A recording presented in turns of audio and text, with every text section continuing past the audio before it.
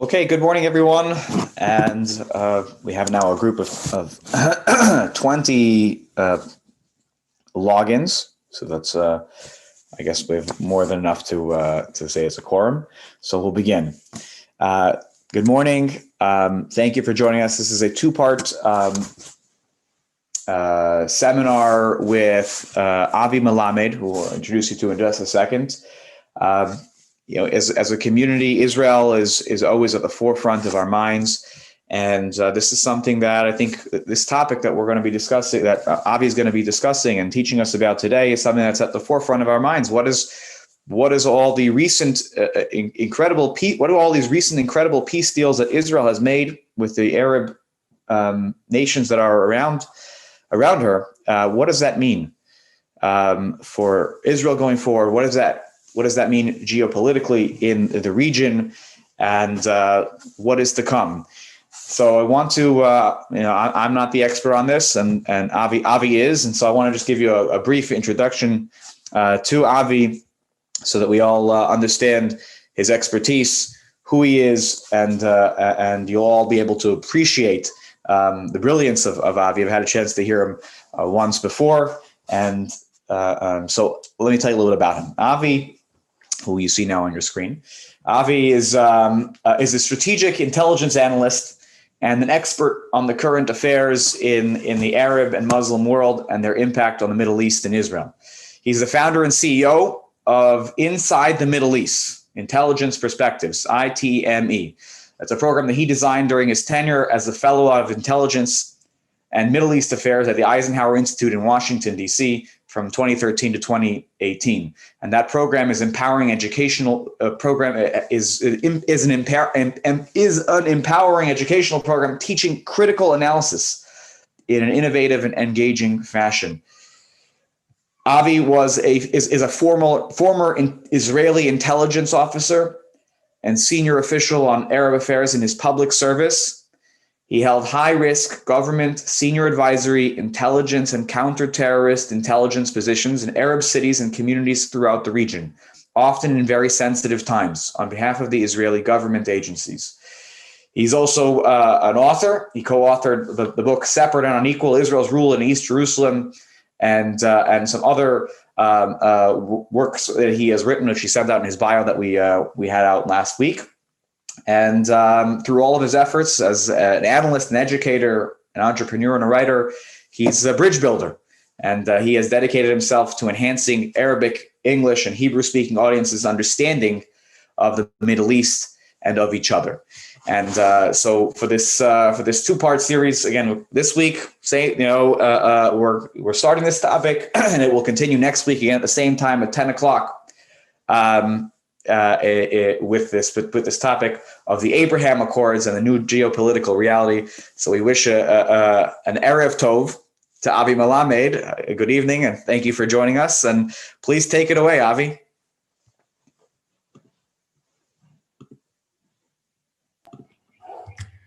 Shalom from Israel, ladies and gentlemen. Good morning there. Here it's almost nighttime.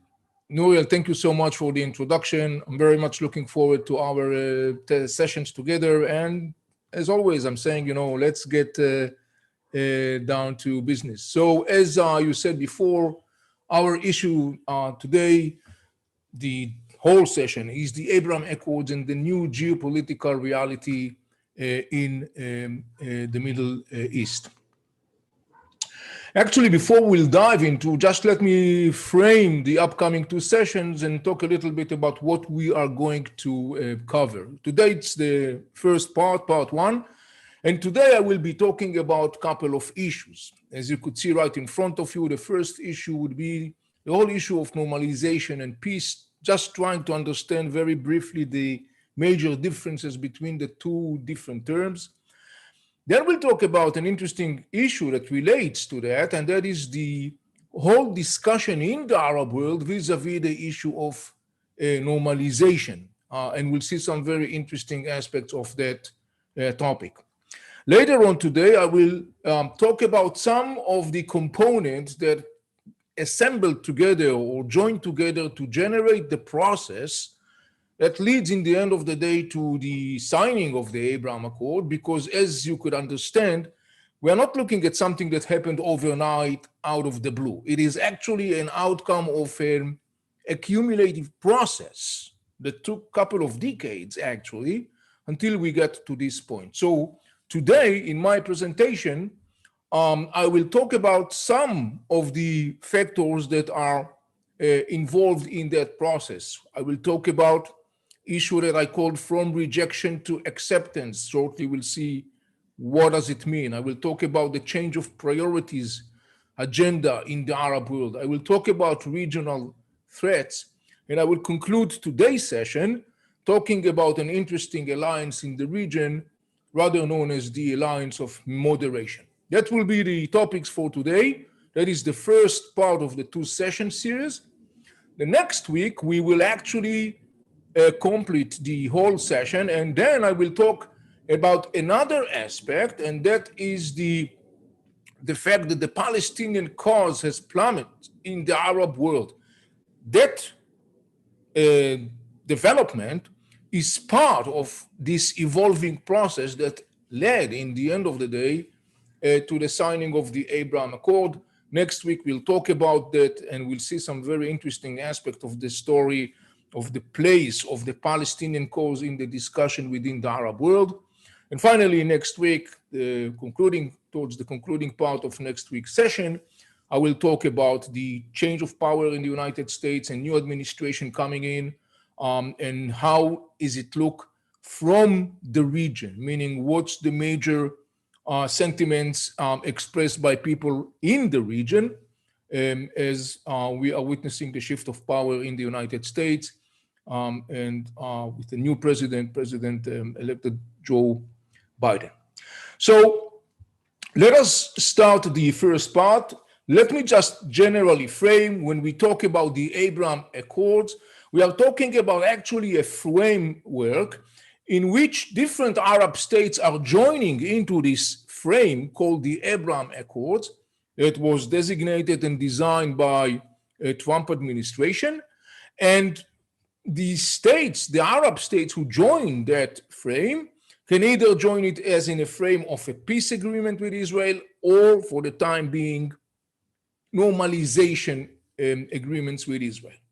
So we see the United Arab Emirates and the State of Israel signed formally a peace agreement within the frame of the Abraham Accords. Israel and Bahrain yet not signed formally peace agreement, but they signed a normalization agreement, and also formally launched discussion regarding the final shape of a peace agreement between the two. Adding to those two Arab states, we had later on Sudan, who signed a normalization agreement with Israel, and just recently, Sudan also signed formally its participation in the frame of the Abraham Accords, though there is no, for now, there is no open pledge for a beginning of a peace talk between Israel and Sudan, differently from the situation with Bahrain. And finally, the recent Arab state who joined the Abraham Accords under the subtitle of normalization is Morocco. Yet again, like Sudan, still there has not been a launching of a process that's supposed to end up with a peace agreement between the two. So these are the four Arab states who have joined in different capacities to the frame that is known as the Abraham Accord. This is the point where we try very shortly to understand the major differences between peace and normalization. Israel has a peace treaty as of today, in the context of the Arab world, of course. Israel has peace treaties, formal peace treaties with three Arab states. Egypt signed in 1979, Jordan signed in 1994, and the United Arab signed recently in 2020. In addition, Israel has normalization agreement, as we said, with Bahrain, Sudan, and Morocco. The major differences between the two are mostly in two aspects. One is in the context of the level of representation, meaning the diplomatic representation. When you talk about peace, you are talking about embassies, ambassador, and full services that goes with that. While in normalization, you are mostly talking about either office of interest and or consulate that provides consular services, meaning the level of the diplomatic representation is lower in normalization in comparison to the level of diplomatic representation in the context of peace.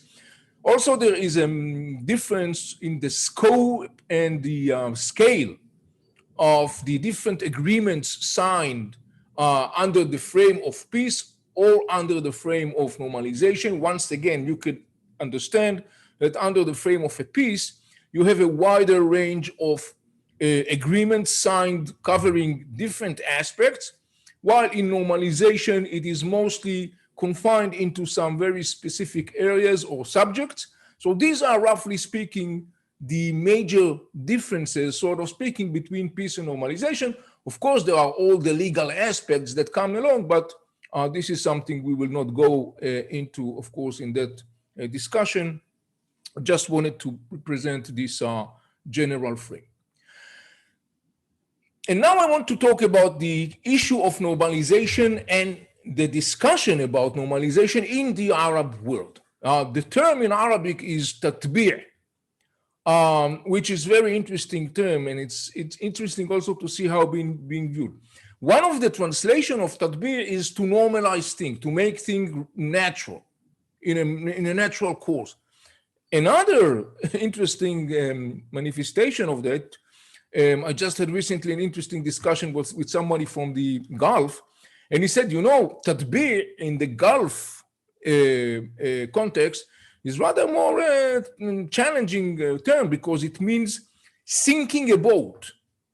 It's very similar to the Hebrew word litboa. It comes from the same root. So it's interesting to see how this term has different manifestation. However, I will refer to that in the context of normalization, tatbi'.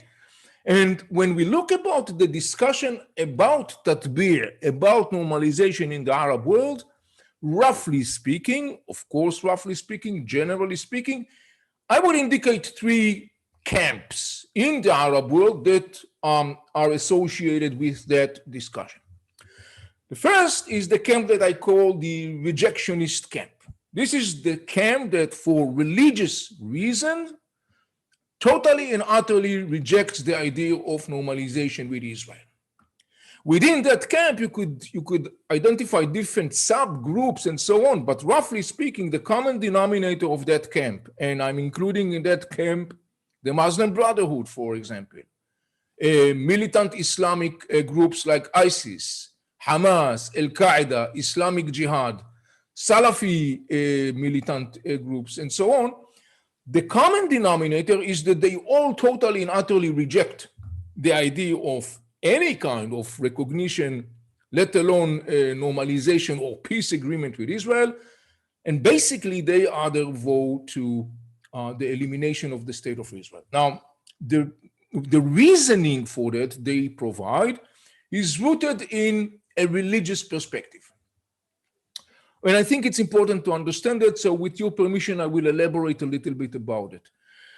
Majority, I would say even of the Islamist scholars, theologists, all agree that Jews are religion. Islam recognized Judaism as a monotheistic religion that was actually the first one. However, most of the Muslim theologists and scholars do not recognize Jews as a nation. They argue that Judaism, in its capacity as the first monotheistic religion, had a task appointed to it by God, by Allah. But according to their outlook, the Jews have betrayed their divine mission, and God, Allah, punished the Jews by dispersing them in the world. In other words, according to the Islamic theologies, Jews should not be recognized as a nation, and let alone should not be entitled to have a political entity. This is a Jewish state. Why? Because in their mindset, if you do that, you are actually interfering in the course of the divine master plan. You are defying Allah's will, and therefore that is the reason why many, not all of course, but many of the Muslim theologians therefore reject the existence of the state of Israel, let alone any kind of normalizations on agreement with Israel. The second group is the group that I call the semi-acceptance camp. Now, the semi-acceptance camp say something like that. They are saying, well, for political reasons, we are objecting the idea of recognizing Israel, let alone having any kind of relationship with Israel, but it could change in the condition that the Palestinian-Israeli conflict will be solved, and it will be solved by fully addressing the whole Palestinian list of demands, which include among them, of course, one of the most significant one is the issue that is known in the Palestinian narrative as the right of return, the demand of the Palestinian that some 4 million Palestinians, the Palestinians argue that these are the descendants of what's known as the Palestinian refugees. They will be entitled to go back to live in Israel. And actually the meaning of that, if Israel will accept that demand, the meaning of that is that practically speaking, the state of Israel will cease to exist as the state of the Jewish people. And as you're probably aware, overwhelmingly most of the Israeli Jews do not accept that demand. So in other words, when you go back to the semi-acceptance camp, practically speaking, as long as they are sticking to their demand that all the demands of the Palestinian will be fully met, the practical meaning of that is that actually you can't really have peace agreement with Israel or even a normalization in relationship. And the third camp is what I call the supportive camp. This is the camp who actually says, well, not negating the need to solve the Israeli-Palestinian conflict, and it has to be solved, but not negating that, at the same time, there is no reason why shouldn't Arab states have normalization with the state of Israel. These are not two contradicting issues. These are two separate issues that has to be attended and addressed in their own pace. And in fact, to a large extent, you can understand that United Arab Emirates or Bahrain and Sudan and Morocco, even though only under the frame of normalization, actually belong, sort of speaking, to that camp, the camp that support the normalization and does not condition normalization with the end of the Israeli-Palestinian conflict, let alone with the demand that all the Palestinian needs and demands should be fully addressed. By the way, speakers from that camp are saying, yes, Palestinians' demand should be addressed, but not necessarily fully and not necessarily all of them. So you could see the major difference between, in that sense, between the supportive camp and the semi-acceptance camp. Ladies and gentlemen, when we talk about the dramatic issue of the Abraham Accords, as Nuri presented in the opening statement and talking about this dramatic change, it is important to understand that we are looking at something that did not happen overnight. It was something that was brewing for a long period of time, and it's basically an outcome of an evolving process. And our task together today, and partly also next week, is to understand what's that process, who was involved in that process, why that process took place. So trying to understand the process, I would say there are a couple of factors involved in the generating of that process that led finally in 2020 to the signing of the Abraham Accord. I'll start with the first one, which I call from rejection to acceptance. The bottom line, after decades of attempt of Arab major states to eliminate the state of Israel using military power, major Arab states are coming to the understanding and the conclusion that Israel cannot be defeated militarily. And following the 1973 war, the October War, a couple of years later, we got peace agreement signed between Israel and the most significant and powerful Arab state. This is Egypt in 1979. Some 15 years later or so, we have another agreement, peace agreement signed, this time between Israel and Jordan. Notice that these are two Arab states that were involved, Egypt in all the military campaigns against Israel, and Jordan in 1967, but not in 1973. They both signed a peace agreement with Israel and basically manifesting that understanding in the Arab world that the dream of eliminating Israel through the use of violence is not going to be fulfilled. Parallel to that, there is a growing process of change that takes place in the Arab societies. Domestic challenges, economically, socially, politically, are accumulating, and they piled up in the decades, leading towards a place of a massive eruption, of a volcanic scale eruption in 2010, rather known as the Arab Spring. This is the point of time where the challenges of the Arab world are actually bursting in an outcry of protest of dozens and dozens and dozens of millions across the Middle East. These are the events known as the Arab Spring. Rulers and governments in the Arab world more and more, and particularly in the last 2 decades, realize that they must address the challenges of the people. One of the most significant importance of the Arab Spring is the understanding of the governments and rulers that they have no longer any immunity. They can be overthrown, including violently.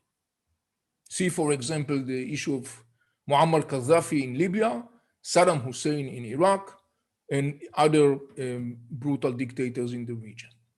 In other words, there is a growing understanding within the governments, within the rulers, that they cannot any longer brush the challenges under the carpet. People are demanding real answers to the real problems, and they must address those challenges. One of the most significant outcome of that is the understanding within Arab and government rulers that they have to actually fit themselves, adjust themselves to the rapidly changing world around us in the 21st century. The impact of the social media, the internet, this rapidly changing technological environment, all those are things that actually demand you as a ruler, as a government, as a society, to be able to adjust yourself to those changes, to be able to be competitive in an environment that is more and more dominated by sophisticated technologies. You must provide the skills, the knowledge, the know-how. It is also significant because, to a large extent, the revenues, the economy, technological solutions, medical services, all of these things are intertwined more and more. If you don't have the ability to create a generation that is technologically savvy, that is equipped with the skills, tools, and capacities, you will not have the ability to adjust yourself to a highly competitive environment unless able to be provide the economic the needs in terms of revenues, services, applying medical services, advanced services, applying technological solution for large parts of the communities who are still based upon agriculture, and so on and so on. All that process that is intensifying in the Arab societies, particularly in the last 2 decades, is also encompassed with a very significant dialogue that was always there in the Arab societies, but it's more and more intensified, and that is the struggle over path, identity, and direction of the Arab societies. From day one, since the idea of statehood, national statehood, appeared on the stage of the Middle East, from day one, there has been an ongoing, growing, and intensifying debate within the Arab societies regarding the question, what is our path? What is our identity? Where are we heading to? What is the direction? What we have to emphasize is Arab ethnicity is our flag, major defining component. Is it our religion? Most of the Arabs obviously are Muslims. But what about Christians who are also Arabs? And many other questions that had to deal with the issue of identity in the Arab world.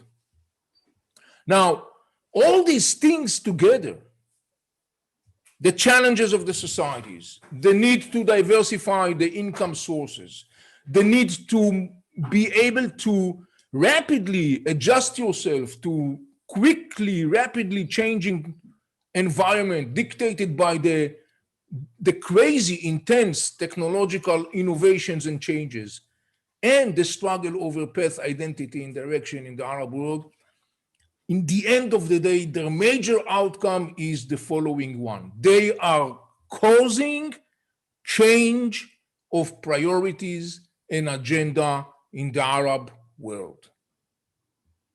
It's enormously significant to understand that because it's very relevant, as we'll later on see, in the context of the Abraham Accord.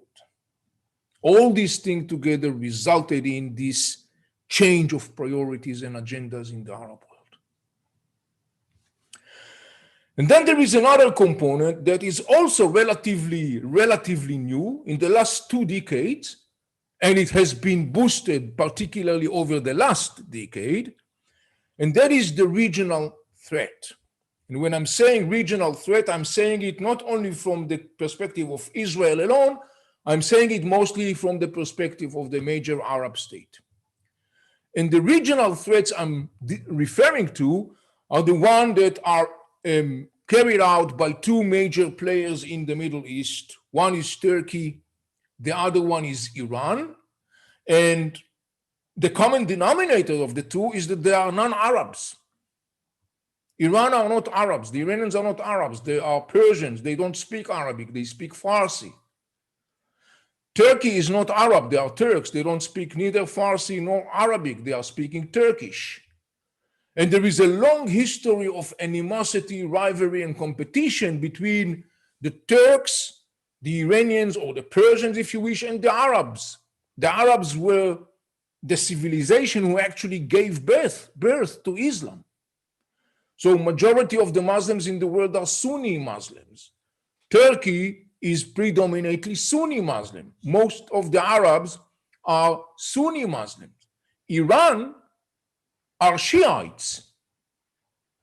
Maybe to say shortly about the story of Sunnis and Shiites in Islam, just to understand it, it goes back to an ancient rivalry centering around the question who is entitled to lead the Muslim world. In the 7th century, Islam was a conquering empire ruled by line of kings, caliphs. The 4th caliph, Ali bin Abi Talib, was the son-in-law and cousin of Prophet Muhammad. He was assassinated, and he was married to Muhammad's daughter Fatima, and together they had 4 kids, 2 boys and 2 girls.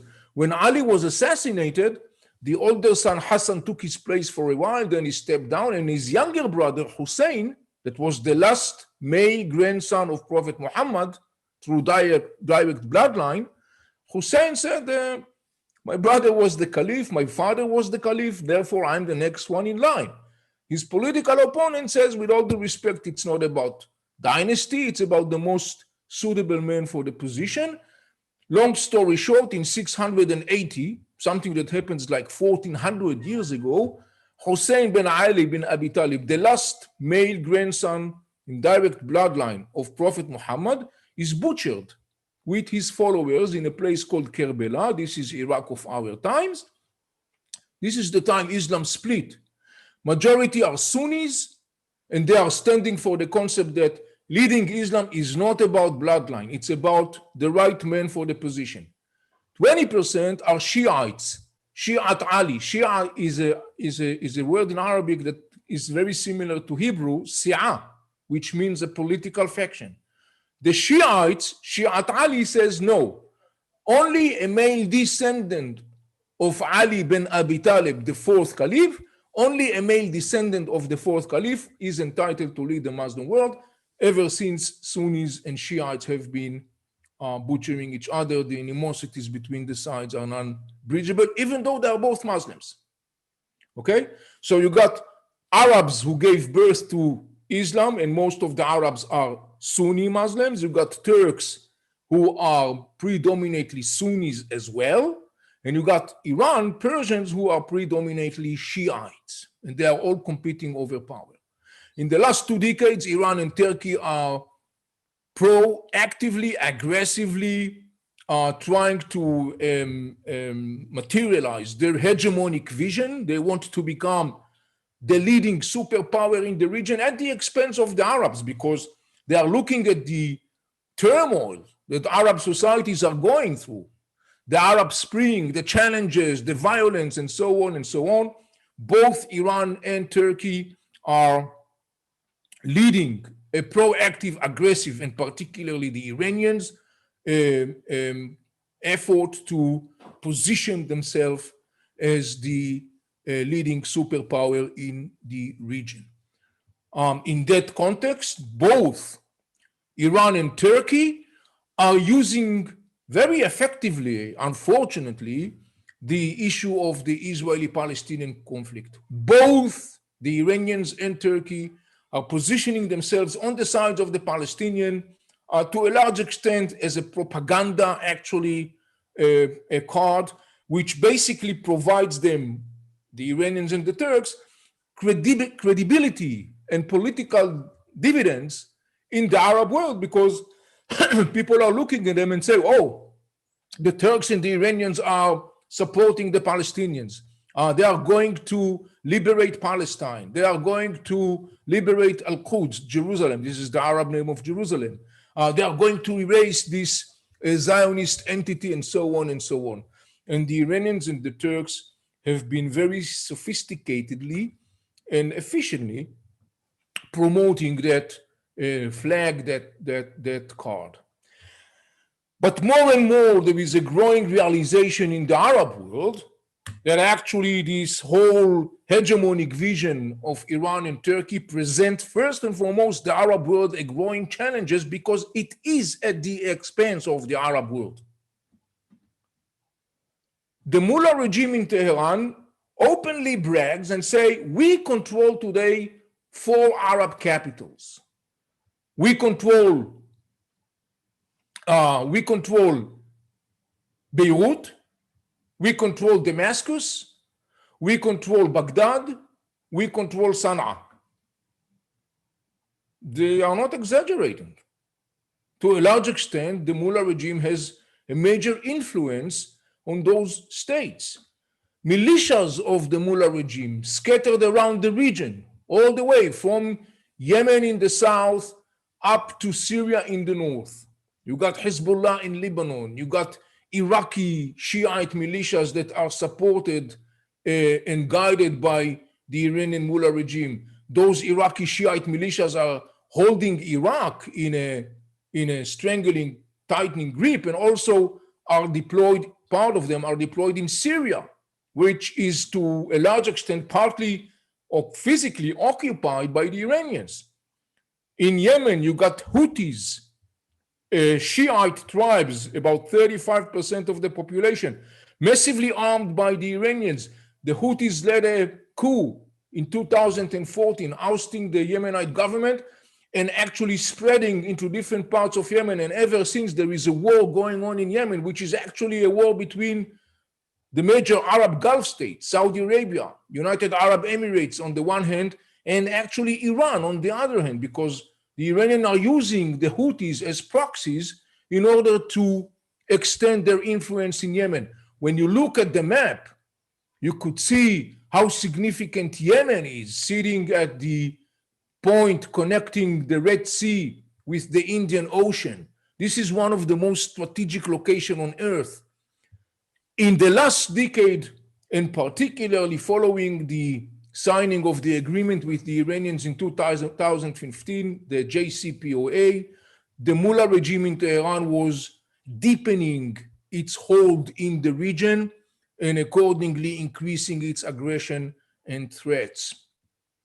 One of the major targets of the Iranian regime, and they say it openly, and they are moving towards that openly, is the state of Israel. The Mullah regime, through the network of militias scattered around Israel's neck, Hezbollah in Lebanon, Afghan, Pakistani, Iraqi Shiite militias that today are based in Syria, Hamas and Islamic Jihad, Palestinian Islamist movements based in Gaza Strip. The Mullah regime is supporting those groups, nurturing them, arming them, and actually creating or trying to create this strangling loop around Israel's neck. You may heard quite often that Israel is attacking Iranian and its militias in Syria because Israel is determined to disrupt and not allow the Iranians to develop this plan of the strangling loop. In fact, as I'm talking to you right now, in the last couple of hours, I could hear the jets over my head. I will not be surprised if we'll hear tonight or tomorrow morning about another attack taking place in Syria, because the challenge presented to Israel by the Iranian aggression, that challenge is very severe and very dangerous. Turkey also spread its influence across the region. You could see, for example, the Turkish flag across the Mediterranean Sea. Turkey is involved in the war in Libya. Turkey controls part of North Syria. Turkey is trying to gain a stronghold even in the south, in the far, far south, in the connection between the Red Sea and the Indian Ocean. In other words, when you look at the map, you could see the map in front of you, you could see the combination of these Turkish and Iranian flags that are scattered all around the region, and particularly they are stuck, sort of speaking, in the heart of the Arab world, who is enormously disturbed by that.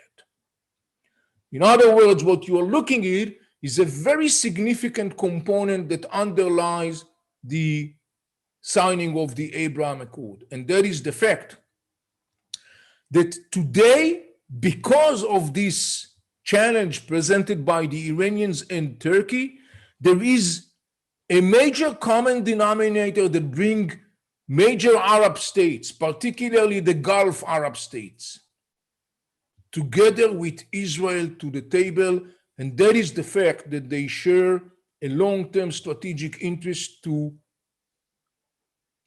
push back, to throw, to intercept the Iranians and the Turkish hegemonic vision. That geostrategic landscape, that common denominator, that long-term strategic interest that brings Israel and Arab states, major Arab states together to the table, is one of the most significant components that lies under this whole structure of the Abraham Accord. And so what we are witnessing is the formation of what I call the Alliance of Moderation. The Alliance of Moderation include the states that you could see right in front of you, most of them Arab Gulf states, and the state of Israel as a silent but a very significant player in this moderation, in this alliance. Today, in 2020, Israel is viewed by those states and others as a very valuable strategic partner. Because notice that not only Israel is so valuable for the Saudis or the United Arab Emirates and the other Gulf states who are deeply concerned with the Iranian threat, Israel brings to the table a major muscle. Israel could be a very significant partner that could help the Arab Gulf states in their challenge, facing the Iranian challenge, and vice versa. The Arab Gulf states can be also very significant for Israel, as Israel is also facing the Iranian challenge. So you see here a long-term strategic interest.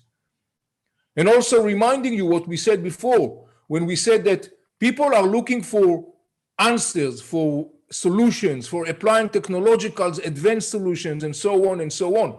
In that sense, Israel, again, is very significant and valuable player for those states, particularly not only just states who could, normally you could say, oh yes, it's obvious, Egypt, for example, or other states, but also states that has an enormous wealth, like the Gulf states, are also looking to benefit the many good things that Israel bring to the table. In other words, in concluding this part of this session, what lies under the whole structure of the Abraham Accords is a conjunction of a long-term strategic interest that I have explained here in this session. It is not about hugging and kissing. That's not the way states and nations are doing business. The Arab states are not going to become Zionist, and most of the Arab states, of course, those who signed as well, are also constantly saying there is not, instead of the Israeli or solving the Israeli-Palestinian conflict, the Israeli-Palestinian conflict has to be solved. They emphasized it. But at the same time, reminding you what I said before about the camp of the supportive camp, they are saying these two things are not contradicting. They are not negating one the other.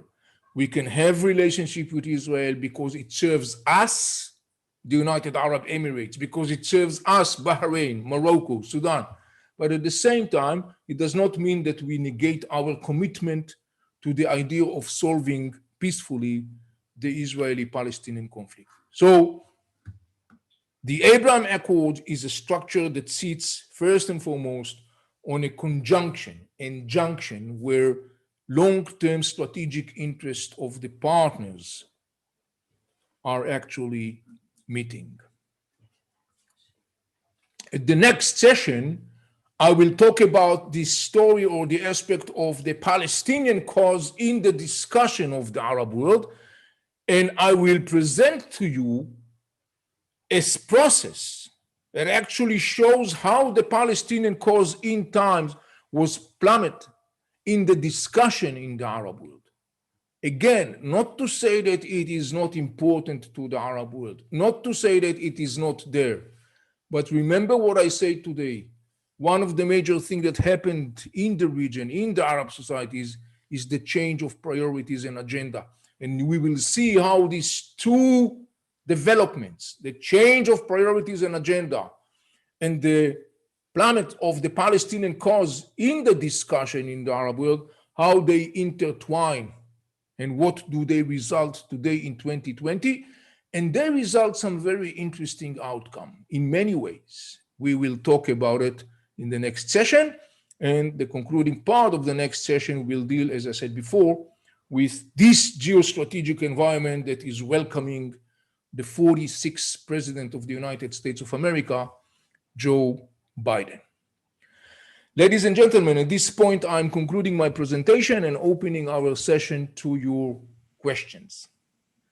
Okay, so first of all, thank you to Avi. It's very informative and clear. And as he mentioned, when I spoke to Avi a few days ago, he said the most important part of the session was the Q&A, because that's really where you can get into some depth of what he's been talking about. So if there's those who have questions, we are we're a group of 30. computers logged in. That's actually a very nice group of people participating this morning. So thanks for joining us. But if you have a question right now, you can either put it in the chat box. Feel free to put it there. Or since we're a small group, if you want to raise your hand, keep your question very to the point, short and succinct. I'm happy to call on you that way. So if you want to do that, you can go to the reactions button on your Zoom toolbar, and there's a feature that says raise hand, and make yourself known that way. Either way is perfectly acceptable. Okay, so any questions from our participants today?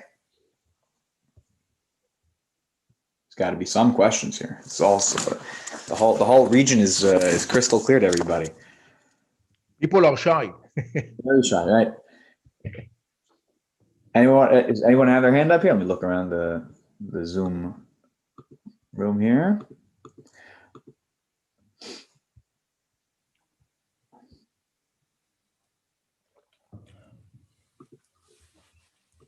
Okay. So it seems like it's all clear. If not, maybe I can ask a question then. I think the lady there. I'm sorry, I can't see that. Oh, is that you, Maggie? You have a question? Okay, all right, Maggie, we're coming over to you. Here we go, Maggie. 1 second. We're going to add you here to the picture, and you got to. There you go. Take it away, Maggie. I was just wondering, does he see the new administration taking over the Abraham Accords and moving forward with it? Everything that was being planned? Is there going to be a stop, or is there going to be like a different outlook, because they were talking with Iran and now all that other stuff? Do they see any difference moving forward? Well, thank you for the question. In fact, this is one of the things we'll discuss in our next session. But I could say, as a spoiler alert, I would say the common assumption in the region is that the Biden administration will continue with the Abraham Accords. It is more likely to expect that will be the trajectory. Okay, thanks, Maggie. Okay, I see now the questions are streaming in. See, Maggie, you got it going for us. Thanks. All right, Diane had a question here. Diane Stern asked, is there a possibility that Tunisia will join this agreement and have some sort of normalization or peace with Israel? Diane, thank you for your question. Interesting question. In fact, with the whole scenery going on in the Middle East, not many people are bringing Tunisia to the picture, which is interesting because Tunisia is an interesting place. To my best of evaluation at this point of time and the foreseeable future, the answer is no. Here is an interesting aspect of Tunisia. The Tunisian president, El-Kais Said, he is affiliated with Islamist thought, and he is a very bitter opponent of the state of Israel. Actually, Tunisia is very supportive of Hamas, and in different ways.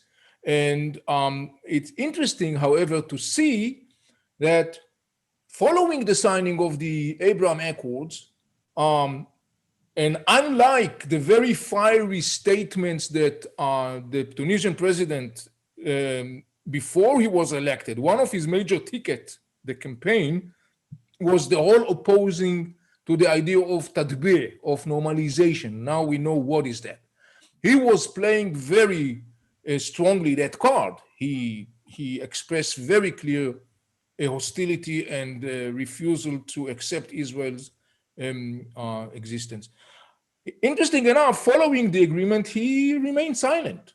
He actually sent out second line and third line people to express discontent with the agreements, the Abraham Accords, but he stayed quiet. There are different reasons for that. It mostly has to do with issues of, in the end of the day, the inner tension within political Islam, within Muslim Brotherhood, for example, between pragmatic camp and dogmatic camp, which is a great example of that. The bottom line, as far as I can see and evaluate at this point in the foreseeable future, I don't see Tunisia joining the agreement. Okay, next we're going over to, thanks Diane for the question, we're going over to, I think that's Arthur over there, right? Here we go, you can unmute yourself. Okay, thank you. Great presentation. Thank you. Okay, so the question in many people's minds is the rapprochement organic and deep-seated among the peoples such that it will survive the next administration? You know, obviously the Trump administration helped facilitate the warming of ties. Will it survive the next administration without the encouragement or sweeteners, if you will, that the Trump administration added to the equation? Yes, excellent question. Here is my take on that. As I said before, one of the best things about nation is that they are doing relationship and connections not because they love or in love with somebody. It's about interests, and to a large extent, that's an immune system, sort of speaking. Now, talking about the level of the street, meaning the people, how the people feel, I don't have a meter to evaluate that, but I can share with you my very general observations. To the best of my observation, for example, in the Gulf states and particularly United Arab Emirates, this agreement is very warmly accepted in the street level, not only in the level of the government. Again, this is my general impression and so on. I mean, you probably are aware of the fact that there has been an attack, quote unquote, of like dozens of thousands of Israelis who went immediately to the Arab Gulf, to the United Arab Emirates immediately after the skies were open. You know, and I don't know to say what will be the aftershock of that Israeli invasion, quote unquote, to United Arab Emirates. As far as I can say, this thus far, it did not spoil the good atmosphere. So in that sense, I would say yes. In the level of the street, I would say the United Arab Emirates, you could detect this warm welcoming. On the other hand, I don't have an ability to detect the atmosphere in Sudan, but I'm willing to bet that it's not the situation in Sudan. The issue with Sudan is totally different. I even dare myself to argue that for most of the people in Sudan, doesn't really make any difference. And there is, by the way, there is a strong rejection in Sudan, both in political as well as on the street level, to the whole normalization with Israel. Morocco is a little bit different because Morocco has a long history with Jews and warm, relatively speaking, relationship with Jews. So it's a more complicated picture. I would say it's mixed, sort of speaking. So in the end of the day, there are different ways that people on the street level react to those agreements. But I want to remind us a couple of things. First, as I said, nations are doing business based upon interest. And as long as the interests are there and they are solid and nations can see how they benefit one from other, this is a solid structure. Second, I want to remind us, Israel has a peace agreement with Egypt and Jordan. It's rather known as a cold peace, which to a large extent it is the case. Cold, hot, I don't know what. As long as the peace is there and stable, because what holds it is a joint interest, I'm fine with it. I don't need hugging and kissing. I'm totally fine with it. So the basic assumption is that, again, going back to what I said, because it is bringing interest to the table. Sudan signed the Abraham Accords just recently and joined the normalization, not because Sudan really wants to have normalization with Israel, to be honest with you. It's because doing that, the Sudanese got some very significant benefits. The United States moved them from the list of terror sponsor states. More budgets are now going to Sudan, and they need every possible dollar they could get in order to deal with their challenges. Morocco, that signs the normalization, also got a very nice treat from the United States. The United States of America formally recognized Morocco's claim for sovereignty in the western part of the Sahara, something that none of the previous US administrations have done. It comes with a price tag. And this is how you do business in the world of business and in the world of nations. So as long as I can identify the joint interest that holds nations together and holds their relationship, as long as I can identify this joint strategic interest, I could evaluate that the peace between the two will linger on. Obviously, it's going to change if there is going to be a change in the strategic interests of the parties concerned. Okay.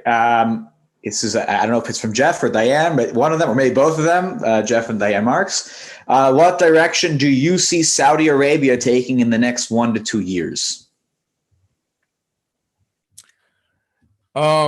You guys have a great questions. Saudi Arabia, obviously a big issue, a big story. Everyone were expecting Saudi Arabia to jump in the wagon of normalization and peace. And I was kind of like saying, hold your horses. It's not going to happen so fast. And up until now, it did not happen for different reasons. Saudi Arabia is going for an enormously significant transformation phase. The Prince of Crown, Mohammed bin Salman, is leading reforms, is leading changes, but that has been encompassed with an inner restructure of the power centers in Saudi Arabia as a preface for the time that the current king, Salman, will step down, because he's quite, he's a senior, he's not so well, and it's a question of time in the end of the day. So everyone in Saudi Arabia are kind of like holding and getting positions towards that point of time, which I don't know to say, of course, when. It could be tomorrow morning or 5 years from now. But Saudi Arabia, under the leadership of the new line, sort of speaking, of power, particularly currently the spearhead of that is Mohammed bin Salman, the heir, the prince, the crown prince, is going through this major transformation. Again, the changes in Saudi Arabia are, on the one hand, significant. You could see them. You can understand where does it come from. But I always like to quote a very famous person who you may be familiar with. It's one of the most wealthiest people in this planet. His name is Al-Walid bin Talal. Al-Walid bin Talal, who owns shares at Fox News and airplanes, and you just name it, the major hotels in the world, you just name it. When the reform started in Saudi Arabia, he said something very accurate. He said, look, we are going through this reform. We have to go through this reform. We will go through the reform, but it will be done gradually. Reform, he said, is not a recipe for anarchy. And I think that he was expressing very well the pace and direction of the changes in Saudi Arabia. Obviously, Saudi Arabia, an enormously significant player in the region. Obviously, in the context of what we are talking, you could expect and understand and imagine that even though Saudi Arabia is not formally part of the Abraham Accords and not formally part of normalization, none of that will actually happen without a green light from Saudi Arabia. And it's very clear message. So that's the reason when I'm talking about the alliance of moderation, I'm including, of course, Saudi Arabia in that alliance, because it is a major factor, the major factor, together with the United Arab Emirates, Egypt, and Israel, the silent participant. They are the major factors that leading that alliance, and therefore Saudi Arabia plays an enormously significant role. All right, well, just go to time, we'll do one more question. I see that there are more questions in the chat box, and gladly we have another session with Avi next week. So if we didn't get to the question that you asked, please put it back in the chat box for next week. So the last question for the day, Oscar asked the following question: can any of these new countries who have a relationship with Israel influence the Palestinians to negotiate with Israel? Excellent question. And with your permission, I would like to defer that question because in the next session, when we are going to talk, as I said, about the whole issue of the Palestinian cause, I'm going to elaborate on that point. And as I said before, I provided some kind of like a spoiler alert. This whole story of the normalization has an interesting growing side effect in the context of the Palestinian arena. And I will elaborate on that, believe me, on the next session. It's a great question. It's a very significant one. I just want to be respectful of you and the other people. And I want to address that question the way it should be done in a more widened perspective and context. So with your permission, allow me to refer to that, and I will refer to that, of course, as I said, in the next session. Okay. For Susan and Bruce, please make sure you ask your questions next week. I'll try to hold on to them myself. Really a huge thank you to Avi. This is, for anyone who's here, I hope that you're more educated now. You have a clear understanding, maybe more so than we had when we walked into this at 10 o'clock 1 hour ago. This was really, really fantastic. This is already on YouTube. So your friends in the community who didn't have a chance to tune in this morning because they had a conflict or something like that, please make it known to them. They should watch this, how interesting it is, how informative it is, and to have them join us next week, 10 o'clock, same time, same Zoom link. I look forward to seeing everybody there. Have a wonderful day. Erev Tov to our friend Avi, and a great day to everybody here. Thank you. Shalom.